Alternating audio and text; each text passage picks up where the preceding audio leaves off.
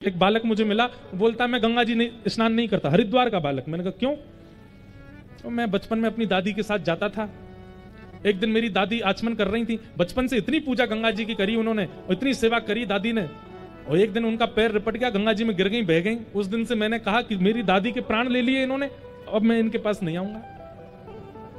मैंने कहा भाई एक बात बताना, चलो तुम्हारी दादी के साथ जो हुआ उसके लिए मुझे खेद है, एक के प्राण लिए तो तुमने गंगा जी का त्याग कर दिया, पर तुमको पता है गंगा जी कितनों को प्राण देती हैं?